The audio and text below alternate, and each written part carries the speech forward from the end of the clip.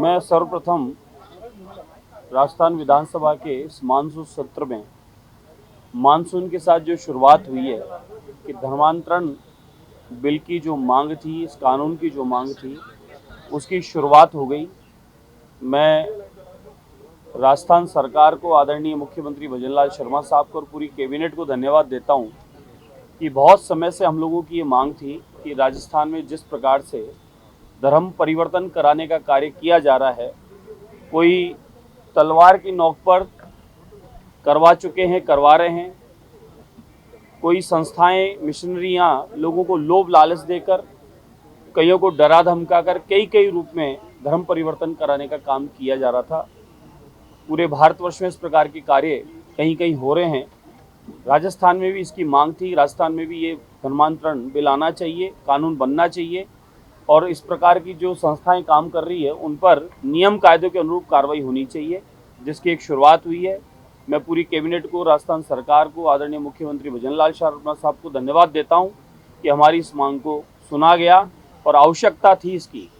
राजस्थान में नहीं, मैं कहूँगा पूरे भारत में जहाँ भी इस प्रकार की गतिविधियाँ होती उसकी आवश्यकता थी। पूरी, आप थोड़ा पीछे चले जाएं, पूरी दुनिया में सनातन और हिंदुत्व की बात की जाती थी। इतिहास उठाकर देख लें, उसमें अध्ययन कर लें आप। आज पूरी दुनिया की बात छोड़े, भारत में भी क्या स्थितियाँ उत्पन्न कर दी जा रही है कि किस प्रकार से धर्म परिवर्तन किया जा रहा है। कभी भी सनातनी व्यक्ति इस प्रकार का पूरी देश और दुनिया में जाके इस प्रकार का काम नहीं किया कि लोगों को तलवार की नोक पर या बहला फुसलाकर या किसी प्रकार का लोभ लालच देकर धर्म परिवर्तन कराया गया हो। भारतवर्ष का कोई भी व्यक्ति या सनातनी कोई ऐसा काम नहीं किया, लेकिन भारत में इस प्रकार की कई एजेंसियां, कई संस्थाएं भोले भाले लोगों को किसी प्रकार से गुमराह करके और ऐसा काम करती है, या लोभ लालच देकर या डरा धमकाकर। तो उन संस्थाओं पर लगाम कसनी चाहिए और कड़क कानून होगा, नियम कायदा होगा। मैं मानता हूँ इस प्रकार की गतिविधियां बिल्कुल बंद होगी। कांग्रेस ये कह रही है कि भाजपा के पास सिर्फ और सिर्फ धर्म की राजनीति करना आता है और इसीलिए इस तरीके का बिल लाके लोगों को किसी न किसी तरीके से वो उनका जो मन है उसको बदलाव करना चाहते हैं। आप पत्रकार बंधु हैं, आपको आपकी कलम आपका हथियार है और आप सब जानते हैं। कांग्रेस कहती है और हम करते हैं। ये डाटा है मेरे सामने। ये डाटा वो है जो पिछले 18 महीने में काम हुए हैं। पिछले 18 महीने में जो काम हुए हैं ये डाटा है। और पिछली कांग्रेस में जो गहलोत जी की सरकार थी, कांग्रेस की सरकार थी और लूट की सरकार थी, घोटालों की सरकार थी, होटल में रहने वाली सरकार थी, उसके कार्यकाल में क्या काम हुए ये सामने बोलता है डाटा। ये आधिकारिक डाटा है, ये ऐसा नहीं है कि कोई ये हमने अपनी मर्जी से कहीं कुछ दिया हो।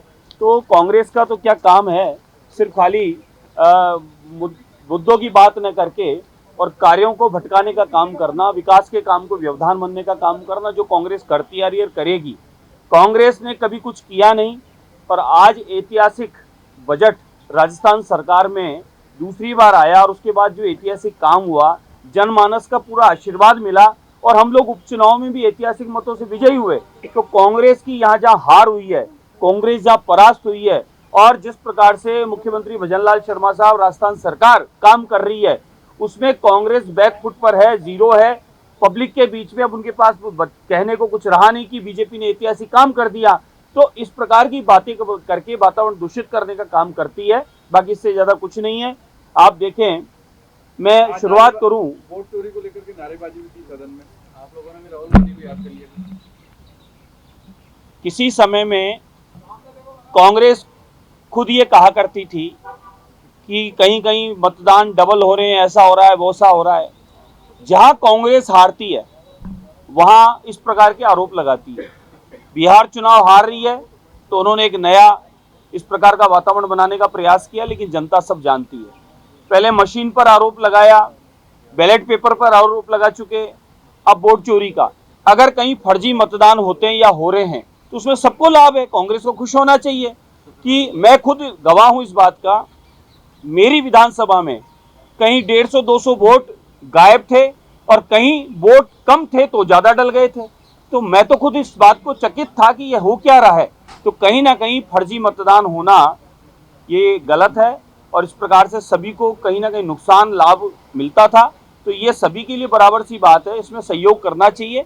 इस प्रकार का व्यर्थ का वातावरण बनाकर, एक दूषित वातावरण बनाकर माहौल इस प्रकार का बनाना ऐसा नहीं है, धरातल पे काम करना पड़ता। अभी वो राजनीति नहीं रही है कि इंदिरा गांधी जी के नाम से चलेगी, जवाहरलाल नेहरू जी के नाम से चलेगी, गांधी जी का नाम लगा लिया तो चलेगी। यहाँ धरातल पे काम करके दिखाना पड़ेगा। जो काम आदरणीय प्रधानमंत्री नरेंद्र मोदी जी के नेतृत्व में 2014 से पूरे भारतवर्ष में भारतीय जनता पार्टी की सरकारें, उनके सहयोगी सरकारें मिलकर कर रही है, वो काम ही बोल रहा है। और उस काम की बदौलत कांग्रेस यहाँ से डिलीट हो चुकी है और भाजपा और उनके सहयोगी दल पूर्णतः अग्रणी पंक्ति में है और विकसित भारत और विकसित राजस्थान के उस क्रम में हम आगे बढ़ रहे हैं। इसलिए कांग्रेस जहां पायदान पे पीछे जाती है, जहां फैल होती है, वहां इस प्रकार की दूषित वातावरण बनाने का प्रयास करती है। हमारा काम बोलता है। या पत्रकार बंधुओं को भी मैं एक कॉपी देना चाहूंगा कि आप आकलन कर लीजिए कि हमारे समय में एक छोटा सा उदाहरण है, खेतों पर तारबंदी 254 लाख मीटर, ये 18 वर्ष का हमारा कार्यकाल है। कांग्रेस का 4.10 मीटर और पूरे 5 साल में 113 लाख, क्या अनगिनत है साहब कांग्रेस का। आप देखें कि किस प्रकार से 5 साल तक उन्होंने समय खराब किया, गुमराह किया और काम के नाम पर जीरो रहा, उसका रिजल्ट भी देखा। अब फिर इस प्रकार की बात कर रहे हैं। आपको लोगों ने चुनकर भेजा है, आपको सदन में उनकी बात रखनी चाहिए। इस प्रकार का आप माहौल बनाकर सदन का समय खराब कर रहे हैं, इससे ज्यादा कुछ नहीं है।